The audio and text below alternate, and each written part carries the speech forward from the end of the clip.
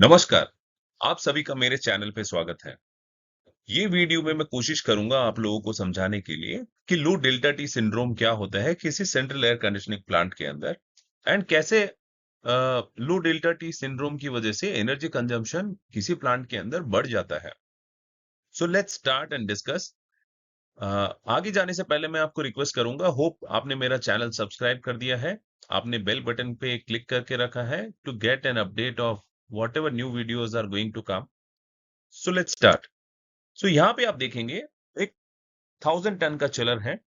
1000 ton का जो chiller है वो 10 डिग्री फ़ारेनहाइट डेल्टा टी के लिए डिजाइन किया गया है। जब डेल्टा टी 10 डिग्री फ़ारेनहाइट है तो chiller is at 100% of the load. Chiller जो है वो 100% लोड कंडीशंस में है। अगर मैं आपको इसको समझाना चाहूँ कि 12 डिग्री चिलर के लिए इनलेट है एंड 7 डिग्री चिलर के लिए आउटलेट है, सो 12 minus 7 is 5 degree centigrade.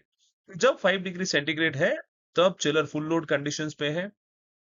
But system में अनबैलेंस की वजह से, सिस्टम में कुछ इश्यूज की वजह से चिलर फुल लोड पे नहीं जा पा रहा है। रिटर्न वाटर टेम्परेचर जो 12 डिग्री आ रहा था, जो हम लोगों ने बात किया, वो 12 की जगह कम आ रहा है। मे बी 10 आ रहा है, मे बी 9 आ रहा है। और 10 और 9 की वजह से जब आप डिफरेंस देखेंगे, 10 minus 7 is about 3 degree delta. जो 5 डिग्री डेल्टा के लिए डिजाइन था वो अभी 3 डिग्री हो गया है और 2 डिग्री हो गया है, जिसकी वजह से चिलर जो है ऑपरेट कर रहा है 50% और 40% ऑफ द लोड कंडीशंस। कोई भी चिलर आप देखेंगे full load conditions and up to 70% of the load conditions अपने आप में बहुत एफिशिएंट चलता है। जैसे ही आपका लोडिंग परसेंटेज 70% और उससे कम पे आ जाता है, अगर सेंट्रीफ्यूगल चिलर है तो स्टेजिंग प्रॉब्लम होने लगता है। एंड सेकंड, आप लो ऑयल लेवल और ऑयल कैरी ओवर पे चिलर प्रॉब्लम इश्यूज करने लगता है। एंड सब्सिक्वेंटली पावर कंजम्पशन भी बढ़ जाता है 50%, और उससे लोअर वाली कंडीशंस पे किसी चिलर का पावर कंजम्पशन सबसे ज्यादा रहता है। इसके लिए लो डेल्टा टी सिंड्रोम जो है अपने आप में बहुत बड़ा इशू है। उसको समझने की कोशिश करते हैं। यहाँ पे आप देखिए, it is a primary secondary variable system.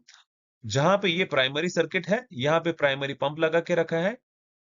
यहाँ पे this is secondary system, secondary के अंदर सेकेंडरी वेरिएबल पंप्स है, और यहाँ पे लोड है, यहाँ पे चिलर है। अगर मैं आपको कोशिश करूं समझाने के लिए कि यहाँ पे 12 डिग्री टेम्परेचर का पानी आ रहा था, 12 डिग्री सेंटीग्रेड टेम्परेचर का पानी आ रहा था, 7 डिग्री पे यहाँ से जा रहा था। नॉर्मल कंडीशन में जब यहाँ पे लोड है तो आप देखेंगे फुल लोड कंडीशंस के अंदर 12 डिग्री का पानी आ रहा है और 7 डिग्री का पानी यहाँ पे जा रहा है। बट कुछ कंडीशंस की वजह से जहां पे सिस्टम अनबैलेंस होके अगर ये डिजाइन टेम्परेचर से यहाँ पे पानी, रिटर्न पानी का टेम्परेचर कम आए, वो कंडीशंस को लो डेल्टा टी सिंड्रोम कहते हैं। वो लो डेल्टा टी सिंड्रोम चिलर की लोडिंग को भी रेस्ट्रिक्ट करता है। चिलर को फीडबैक देता है कि लोड नहीं है, आप पार्ट लोड और 50% ऑफ द लोड पे चलिए, जहां पे वो इनएफिशिएंटली वर्क करते हैं। अगर मैं उसको एक्सप्लेन करना चाहूं, अगर सेकेंडरी सिस्टम में रिटर्न वाटर टेम्परेचर जो है वो lower than the design temperature हो जाए, जो मैंने आपको एक्सप्लेन किया, and chiller can not be loaded to the maximum capacity, chiller अपनी मैक्सिमम कैपेसिटी पे नहीं जा सकता है, उस कंडीशन को लो डेल्टा टी सिंड्रोम कहते हैं। अभी ये क्या क्या इंपैक्ट करता है? It results in higher consumption of pump, chiller and cooling tower energy.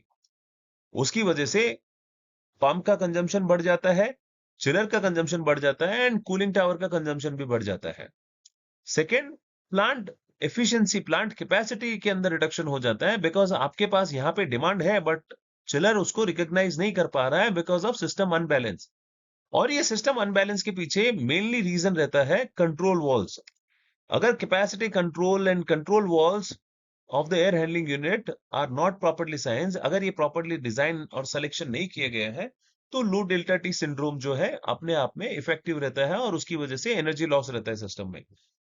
आप सिस्टम को अगर बैलेंस कर लेते हैं और प्रॉपर कंट्रोल वॉल सेलेक्ट कर लेते हैं, आप ये पर्टिकुलर चीज को अवॉइड कर सकते हैं, एंड आप एनर्जी बहुत अच्छे से सेव कर सकते हैं आपके सेंट्रल एसी प्लांट ऑपरेशंस के अंदर।